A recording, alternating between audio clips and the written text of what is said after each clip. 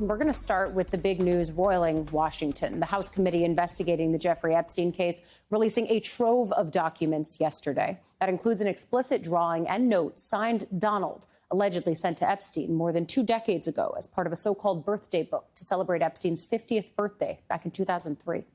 The message ends stating, quote, "A pal is a wonderful thing. Happy birthday, and may every day be another wonderful secret." President Trump has denied he wrote that letter and has called it fake. The Wall Street Journal was, of course, the first to report the letter's existence, and President Trump has since sued the paper, its publishers, and 2 reporters. NBC News has not independently verified the Journal's reporting, and the Trump administration has said the signature does not match the president's. Following the release, the Journal published a piece comparing the signature on that birthday book letter to other uncontested Trump signatures. In response, White House Press Secretary Caroline Leavitt posted on social media claiming that the Journal's own reporting proves Trump didn't sign the letter. Vice President J.D. Vance, meanwhile, called it a, quote, smear on Trump perpetuated by Democrats, referring to the letter as, quote, BS. The birthday book was by far the most revealing of the records made public from the subpoena that the Republican-led House Oversight Committee sent to Epstein's estate last month. The book was redacted to not show names and faces of women and minors, according to a cover letter sent from the Epstein estate attorneys to the committee. Lawyers, though, for that committee will go to New York later this week to see an unredacted version of many of these documents. But at the same time, a second entry in the Epstein birthday book released yesterday appears to mention Donald Trump as well. According to the Journal, the page was reportedly compiled by a member at Mar-a-Lago who included a photo of Epstein and others holding up a giant fake check purportedly from Trump to Epstein for $22,500. The attached letter jokes that the check was payment for a deal in which Epstein sold Trump a, quote, fully depreciated woman in 2003. And in response, House Republicans largely repeated the White House's criticism that this alleged Trump letter is fake and that the signature is not the president's. A little bit, they haven't dialed in on that. I'm told that it's fake. From what I see, it's not a signature. I've seen Donald Trump sign a million things. Yeah, well, I don't know. I mean, anybody can do a signature. We've seen the auto pen's been used quite a bit with the Biden administration. So I've never known Trump to be much of an artist either. So I'd kind of draw that into question. Meanwhile, the New York Times reports that J.P. Morgan Chase spent years supporting and profiting from Jeffrey Epstein while ignoring red flags, suspicious activity, and concerns from executives. The paper points out that Epstein was a J.P. Morgan customer who had more than $200 million in his accounts and generated millions of dollars in revenue for the bank. In addition, Epstein helped bankers network with clients and helped executives troubleshoot problems and strategize about global opportunities. But the Times reports that a growing group of employees expressed concern that J.P. Morgan's association with a man who had pleaded guilty to a sex crime and was under federal investigation for human trafficking could harm the bank's reputation. What's more, anti-money laundering specialists within the bank were aware of Epstein's pattern of withdrawing tens of thousands of dollars in cash virtually every month. But despite those red flags, the bank set up accounts for Epstein, which he used to routinely transfer, quote, huge sums of money for young women who turned out to be victims of his sex trafficking operations. The paper bases their reporting on thousands of pages of internal bank records, sealed deposition transcripts, and other data, as well as interviews with people with direct knowledge of the Epstein relationship. A spokesperson for J.P. Morgan responded to the report by saying the bank's relationship with Epstein was, quote, a mistake, and in hindsight, we regret it, but we did not help him commit his heinous crimes.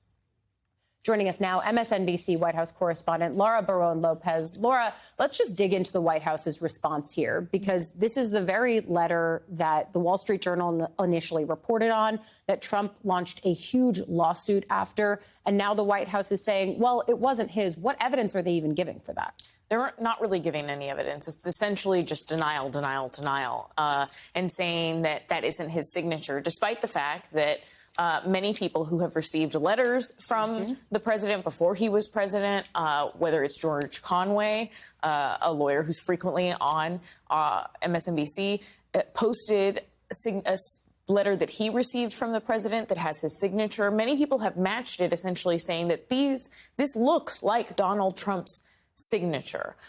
So despite the fact that we have now seen this with our own eyes because House Oversight Democrats released it, the White House continues to say that it's simply false and that letter is not the letter that we're seeing with our own eyes. To me, watching House Democrats release this sort of answers a question that I've been asking members, which is, what does it mean for this committee if they get all of this information and then ultimately make a decision not to release it? Now we're seeing Ranking Member Robert Garcia bear out a more aggressive posture than we typically see from within these committees, where typically it's the majority party who's running the show a little bit. Now we just saw him immediately say, nope, we're going to get this letter, we're going to tweet it out there. Do you get the sense that the White House has a level of concern when they see that that's the posture from Democrats on the Hill and that this information is getting out there, however slow that trickle of information might be? I think there definitely is concern inside the White House, despite the denials and despite them keeping this front-facing posture of saying that none of this is true, and the president himself calling it a hoax. But it's hard to present that to the public, especially after the president and many around him convinced his own base that these files needed to be released, that there was something to see here, and that it was something that he and his DOJ and his FBI would do. And then they turned around and did a 180 and said, never mind, there's nothing to see here. We don't want to release these files. So this is something that has definitely roiled his base and a number of other voters who hear the victims and the survivors go out repeatedly now, week after week, sharing their stories, saying that this is something they have fought for a really long time. What I've had Democratic members say to me when I ask about their continued focus on this is they say,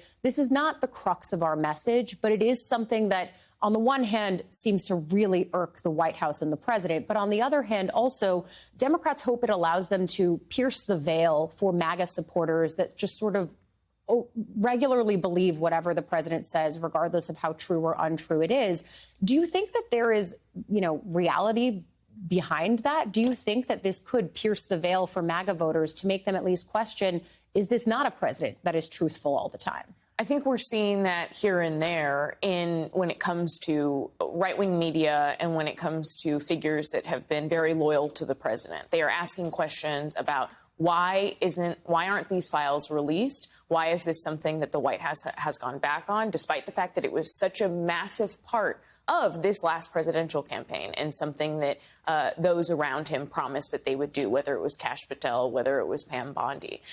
So I think that there is a little bit of truth to what Democrats think could be a strategy for them there. The other question is, a lot of Democratic base voters and people that Democrats are trying to win back just want to see their party fight. That's what you hear from voters when you talk to them. It's what you hear when you're talking to other younger Democrats that are running for office. Yeah. So that could potentially be another way for them to galvanize their base, not just try to win over or try to pierce that loyalty from the MAGA base to Donald Trump. Yeah, I think Democrats are just looking for any kind of an entry point to try to peel some of these voters away. They think that maybe some reluctance among MAGA voters can bring them at least some part of a new coalition. I'm not sure that I see the direct translation, having covered Trump voters in the MAGA sphere for as long as I have. But nevertheless, that's the theory on the part of some of them.